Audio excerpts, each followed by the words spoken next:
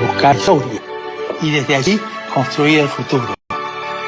Y aquellos que te dicen que sí, los héroes nacionales ya pasaron o que no tiene sentido, que ahora empieza todo de nuevo, reíte en la cara. Son payasos. Bueno, ahí estaba la palabra de Jorge Bergoglio. Fue un arzobispo conservador cuando estaba en Buenos Aires, se transformó en un papa progresista. Tal vez al advertir de hacia dónde iba el mundo, lo comentábamos con Vanessa bien temprano, habrá que ver ahora si las bases que él sentó en ese cambio de la iglesia se imponen en el cónclave. Pablo Hueve nos ha enviado un audio en donde describe qué va a pasar ahora. Y esto es como prolegómeno de algo que puede pasar en la universidad. ¿Qué tienen que ver? Ya se los explico. ¿Qué dice el profesor Hueve respecto de qué trámite viene ahora? La muerte del Papa solo queda confirmada cuando el médico del Vaticano, junto con el cardenal Camarlengo, el más viejo, va con un martillo de plata, lo golpea suavemente en la frente 3 veces y en cada una de ellas le pregunta, Francisco, ¿estás ahí? Si no responde a la tercera, dice, el Papa es veramente muerto, el Papa es verdaderamente muerto. Se hace el certificado, se lacra la habitación, se rompe el anillo, se rompen los sellos y el Papa es embalsamado, no se le hace autopsia. Y durante 9 días se hacen misas porque, como se dice que es el hombre más grande que ha tenido la humanidad, es el que más absoluciones necesita. Entre el 4º y el 6º día se convoca el Colegio de Cardenales, que tiene 140 miembros menores de 80 años. Son más de 200 los cardenales, pero menores de 80 años con capacidad de votar son 140. Y más o menos entre 20 y 30 días se constituye el Colegio de Cardenales y en la Capilla Sixtina, y hacen falta 94 votos para elegir papa. Son 4 votaciones diarias en 2 rondas, luego de discusiones entre ellos.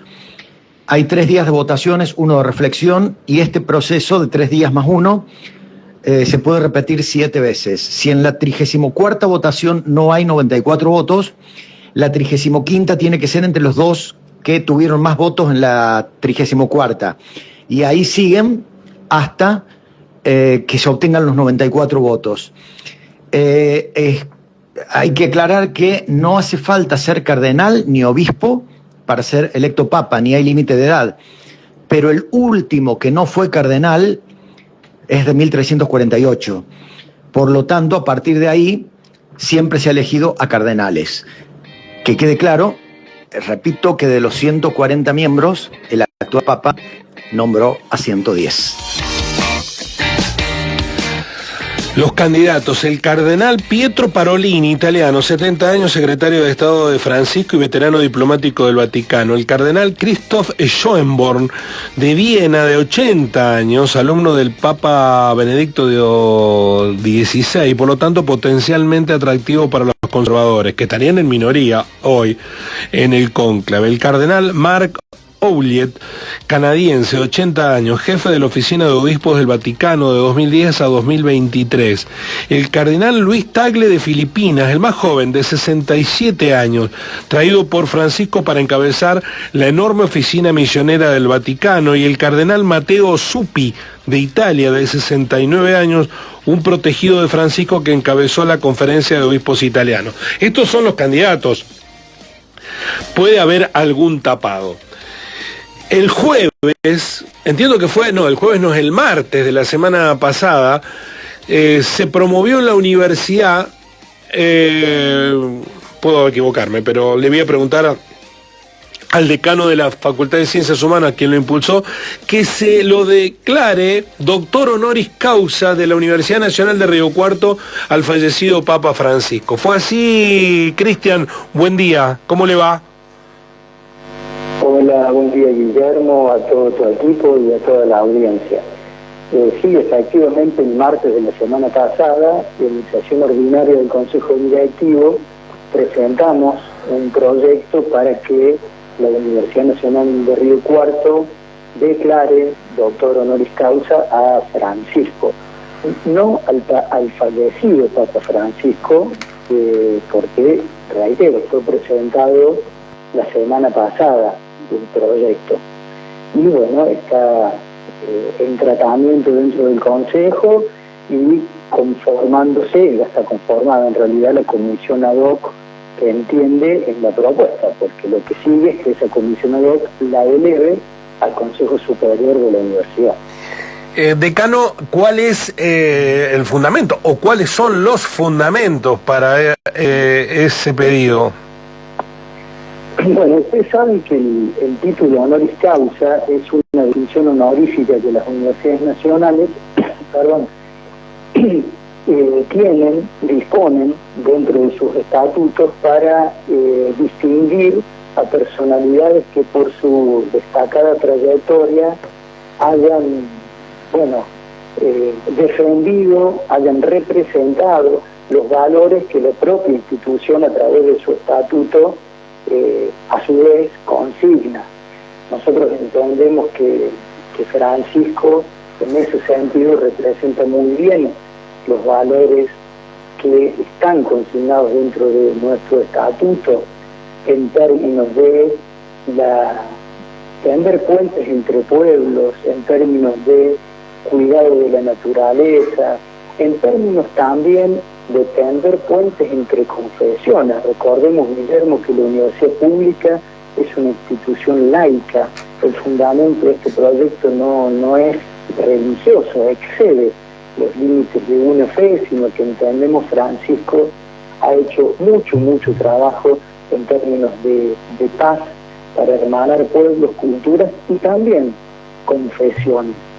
En un mundo en el que no solamente se levantan muros, sino que se festeja que se levanten muros, que se maltrata a migrantes de la manera en que se hace, que proliferan las guerras, la violencia y el odio, Francisco es alguien que justamente ha llevado un mensaje de paz, de esperanza, y más que muros ha tendido puentes entre pueblos. Así que, bueno, con esos fundamentos que forman parte del proyecto que presentamos, es que solicitamos al Consejo Superior vamos a solicitar al Consejo Superior de la Universidad que lo distinga con el título honoris causa. A otras personas ya se les hizo este homenaje post-mortem, ¿verdad? Sí, yo recuerdo el caso de Paulo Freire, el pedagogo Paulo Freire, incluso de Nelson Farina. Lo que ocurre es que a diferencia de esos casos, ya cuando lo aprobó el Consejo Superior, aún ellos estaban con vida. Pido disculpas si me equivoco en alguno de ellos, pero yo creo que ha sido así. En cualquier caso, en ambos, sí, la universidad finalmente lo otorgó cuando estas personas habían ya fallecido. Uh-huh. ¿Cree que hay consenso para que esto se materialice, profesor Santos? Bueno, eso veremos. Lo que hay, Guillermo, es un acompañamiento sí bastante amplio. El proyecto ingresó con el acompañamiento, por ejemplo, de el decano de la Facultad de Ingeniería, también del secretario general de la Asociación de Trabajadores de la Universidad de Río Cuarto, ATURC, y después llegaron sus adhesiones, hicieron llegar sus adhesiones el decano de la Facultad de Ciencias Exactas también, el profesor Cantero, que es el último doctor honoris causa de nuestra universidad, decanas de Sociales, de Comunicación de la Nacional de Córdoba, de Humanidades y de Sociales de Villa María, el rector de Villa María, el obispado, por supuesto, también acercó su adhesión. Bueno, el padre Carlos Junco forma parte de la comisión ad hoc, y con él estuvimos trabajando desde el comienzo también.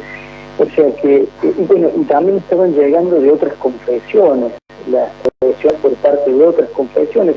respondiendo un poco a esto que te comentaba recién, Guillermo, que es el sentido ecuménico que nosotros vemos en el mensaje, en la obra de Francisco, yo creo que sí, que va a tener un amplio acompañamiento. Y si así no sucediera, pues bueno, con la misma impronta que Francisco ha tenido, que es la de tender puentes e intentar llevar ese mensaje, nosotros procuraremos también que se vayan sumando muchas voluntades. Francisco es alguien necesario en el mundo, Guillermo, actualmente. Decano, buenos días. Hablando un poco de las humanidades, también el Papa se ha referido muchas veces en muchos discursos a las humanidades y también dándole apoyo, por ejemplo, a las mal llamadas minorías, y también haciendo referencia mucho a la historia de nuestro país. ¿Cómo se ve el mundo hoy en día después, digamos, del fallecimiento del Papa? ¿O cómo se ve desde tu punto de vista con la ausencia de los discursos de un Papa argentino que fervientemente defendía los valores sociales de nuestra Argentina? Mira, por eso recién concluía diciendo que es necesario. Yo pienso, lo digo a título personal, Mayra, hace falta un Francisco, hace falta.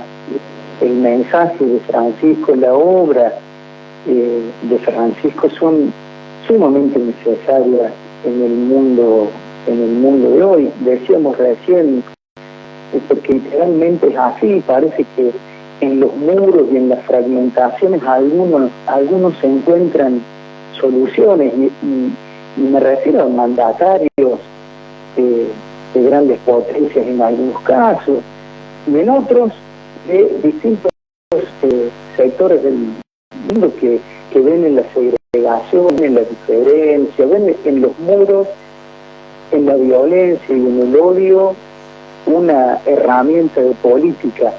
Qué necesario que es el mensaje de que la política es la solución a través del diálogo, a través de los puentes, a través de la construcción colectiva, del cuidado de la naturaleza, como también decíamos, de decir que los últimos sean los primeros,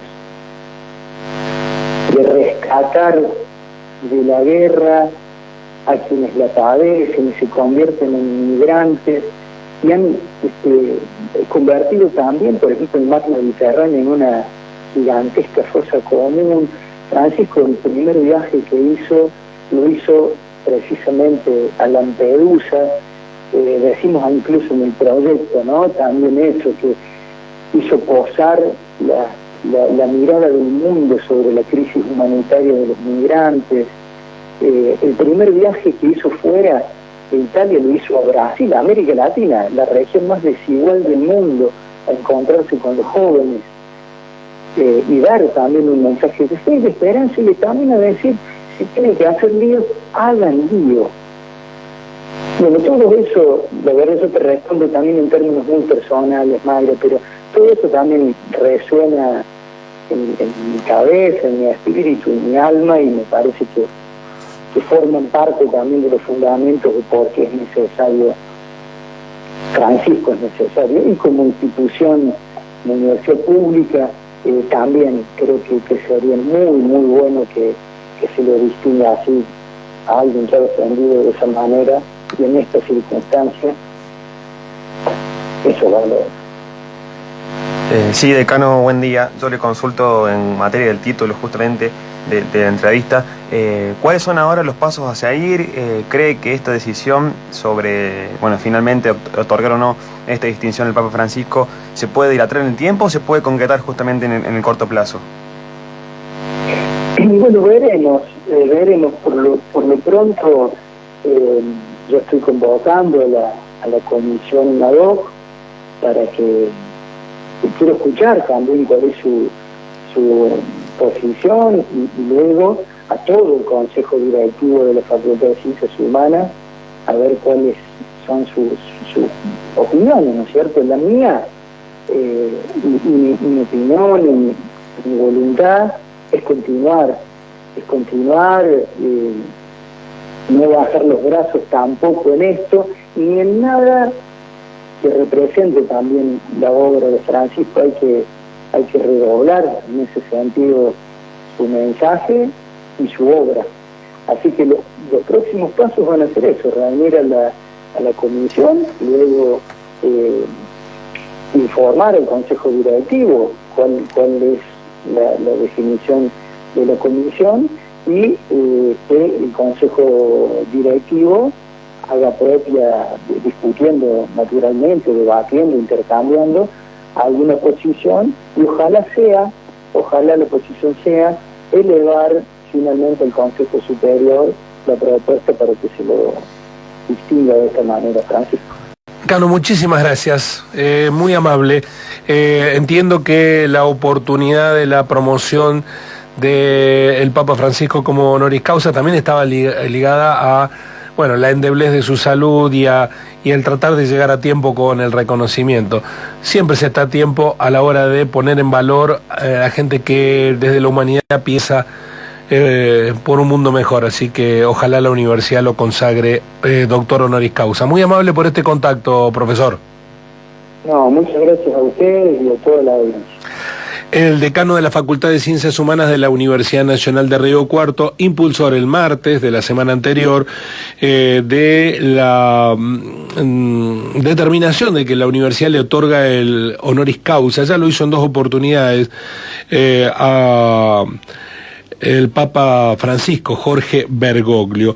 Por voluntad del Papa Francisco, sus restos serán inhumados en la Basílica de Santa María, la Mayor, en Roma. Esta basílica es una de las 4 basílicas papales de Roma y alberga el ícono mariano más importante, la Salus Populi Romani, y reliquias como la Sagrada Cuna, el pesebre del Niño Jesús. El Papa Francisco había pedido ser enterrado en esta basílica y no en el Vaticano. Ya está preparado el lugar para su entierro. Esta decisión es reflejo de la humildad con la que transitó sus 12 años de mandato. De hecho, siguió viviendo en la residencia. No fue a vivir al lugar de destino de los papas, sino en la residencia donde se alojan los cardenales cuando visitan Roma, y ahí siguió viviendo. Esta decisión refleja su humildad y deseo de alejarse de la pompa y el protocolo tradicional del Vaticano. El acto de celebración central de las exequias del Papa Francisco va a ser una misa en la Plaza San Pedro, una misa multitudinaria que seguramente se va a producir. Un Papa que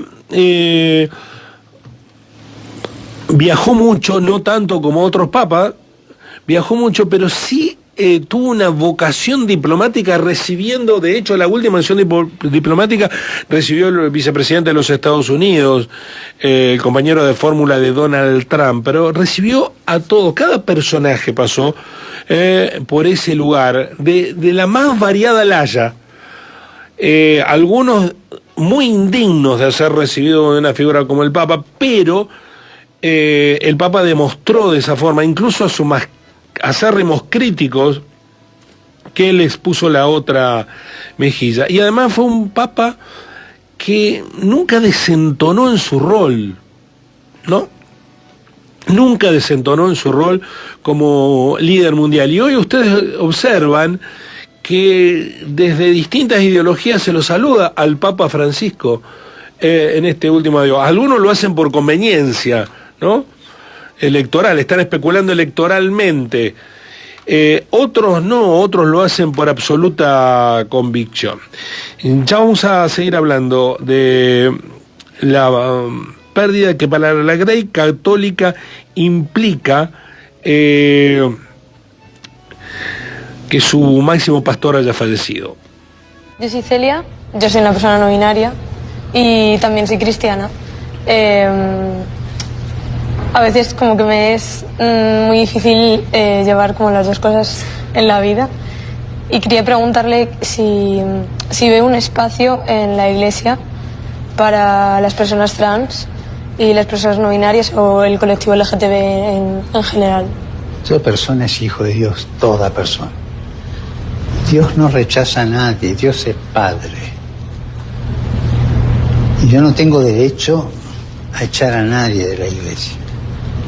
Más aún, el deber es recibir siempre. Y la iglesia no puede cerrarle la puerta a nadie, a nadie. ¿Y qué piensa de aquellas personas de iglesia, ¿no? o sacerdotes que promueven el odio y utilizan la Biblia para sustentar esos discursos de odio? Y te leen como el Evangelio, ¿no? Para decir, no, yo no te estoy excluyendo, lo dice la Biblia, ¿no? Yo me harto y me canso de decir que ese no es el mensaje de Jesús, ¿no? Esa gente son infiltrados. Son infiltrados que aprovechan la estructura de la iglesia para sus pasiones personales, para su estrechez personal. Es una de las corrupciones de la iglesia, ¿no es cierto? Así son las cosas, conciencia y verdad. Desde el Río Cuarto te vamos a contar.